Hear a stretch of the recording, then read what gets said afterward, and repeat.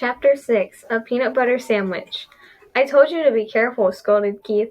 When his parents had gone to dress and Ralph had curled down his arm into his hand, it wasn't my fault the door blew shut. Ralph jumped from the hand to the bedspread. Though Keith was a friendly boy, even a generous one, Ralph still did not like the feel of skin against his paw. It must be terrible to go through life without fur and such a nuisance, having to wear clothes that had to be washed and drip-dried. Ralph knew all about drip drying. Many were the drops of water from shirts and slips that he had dodged going in and out of the mouse hole. You didn't have to stay out so long, Keith pointed out as he began to dress. What's the use of having a motorcycle if you can't go tearing around staying out late? Ralph asked reasonably. You don't have a motorcycle, said Keith. I just let you use mine. And you better be careful. I like that motorcycle and I don't want anything to happen to it. I'll take care of it, promised Ralph, somewhat chastened. I don't want anything to happen to it either. It's going to be harder to get a chance to ride it now that my mother has seen you, said Keith. She's a terribly good housekeeper, and she's sure to complain to the management. Speaking of breakfast, you people are too tidy, complained Ralph. I'm not getting enough to eat around here. You don't leave any crumbs. I never thought of it, said Keith. What would you like to eat? Ralph was astounded. This was the first time in his life anyone had asked him what he would like to eat. It had always been a question of what he could get his paws on. You mean I have a choice? He asked, incredulous. Sure, said the boy. All I have to do is order it when we go down to breakfast and then bring you some. Ralph had to take the time to think. After a diet of Swizzy-back and graham crackers provided by little children, bits of candy and occasional peanut or apple core left by medium-sized children, or a crust of toast and a dab of jam left by an adult who had ordered breakfast sent up from the room service, the possibilities of choosing his own meal were almost too much.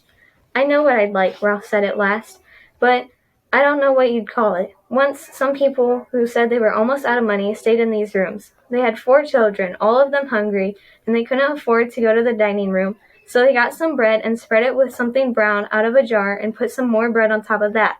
They whispered all the time they were eating because they didn't want the maid or the belly boy to know they were having a meal in their room.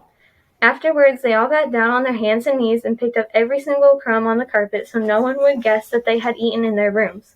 It was a great disappointment. It smelled so good, like peanuts, only better. The boy laughed. It was a peanut butter sandwich. Sure, I'll bring you a peanut butter sandwich, or part of one. I'll eat part of it myself. It'll be a kind of funny breakfast, but I won't mind that.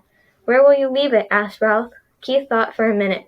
Where do you live? He asked. In the knothole under the window. No kidding, Keith laughed. That's the hole I poked my finger in last night. I'll say you did, said Ralph, scared me out of a year's growth. Nobody has ever guessed it's a mouse hole because it's a knothole instead of a chewed hole. I'll tell you what, said Keith. I'll bring up part of a peanut butter sandwich and poke it through the knothole. Just like room service. Ralph could not have been more pleased with the suggestion. What about the motorcycle? He asked. Where are you going to leave that? In my suitcase, I guess. Aw, come on, pleaded Ralph. Have a heart. Leave it somewhere where I can get it while you're out during the day. You're supposed to be in your mouse hole asleep, not riding around in the daylight where people can see you. Well, gee whiz, can't a fellow even look at it? Said Ralph. I'll bet you'd like to look at big motorcycles yourself. Yes, I do, admitted the boy. Well, I'll leave it back under the bed like I said, but you promise not to ride it until after dark? Scout's honor. Ralph jumped off the bed and ran off to the knothole. Ralph's home was furnished with a clutter of things people dropped on the floor of hotel rooms, bits of Kleenex, hair, and Ravelines. His mother was always planning to straighten it out, but she never got around to it. She was always too busy fussing and worrying.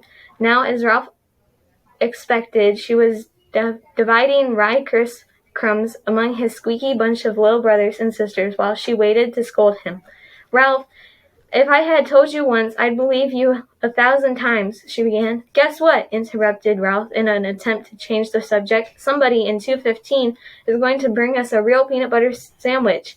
Ralph, cried his frightened mother, you haven't been associated with people. Oh, he's just a boy, said Ralph, deciding to keep the complete story of the dangers and the glories of the past night to himself. He wouldn't hurt us. He likes mice. But he's a person, said his mother. That doesn't mean he has to be bad, said Ralph, just like Pop used to say. People shouldn't say all mice are timid just because some mice are. or that all mice play when the cat's away just because some do. Just the same, Ralph, said his mother, I do wish you'd be more careful whom you associate with. I am so afraid you'll fall in with the wrong sort of friends. I'm growing up, said Ralph. I'm getting too old to hang around a mouse nest all the time. I want to go out and see the world. I want to go down on the ground floor and see the kitchen and the dining room and the storeroom and the garbage cans out back. Oh, Ralph, cried his mother, not the ground floor. Not all the way down there. You aren't old enough. Yes, I am, said Ralph stoutly. There's no telling what you might run into down there. Mouse traps, cat, poison. Why, out by the garbage cans you might even be seen by an owl. I don't care, said Ralph. Some day I'm going downstairs. But think of the owls, Ralph, implored his mother. We moved into the hotel because of the owls. It was after your Uncle Leroy disappeared and his bones were found in an owl pellet. The mother's mouse plead was interrupted by the sound of Keith returning to room 215. Now you'll see, said Ralph to his mother, and waited, anxious lest his friends let him down. Sure enough, Keith came back to the knothole. Psst, he whispered. Here it is. The waitress thought I was crazy ordering a peanut butter sandwich along with my cornflakes for breakfast, but here it is. He stuffed half a sandwich a bit at a time into the hole, where Ralph seized the pieces and pulled them all the way through. Listen, we're going to be out most of the day. The dining room is packed, getting us a picnic lunch, and we're going to drive along some of the back roads and visit some old mining towns.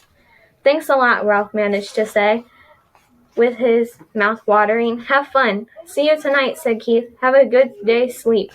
Ralph's mother could not help being impressed by the sight of a peanut butter sandwich, just like room service. She marveled. Why, it's a peanut butter and jelly sandwich, and it even has butter in it. I told you he would bring it, Ralph could not help boasting, even though his mouth was full.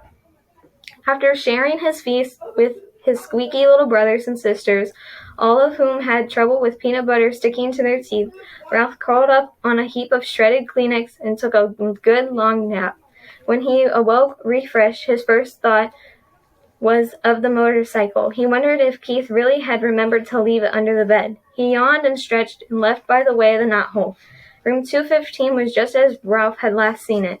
The bed was not made, and there was no fresh towels by the waste basin.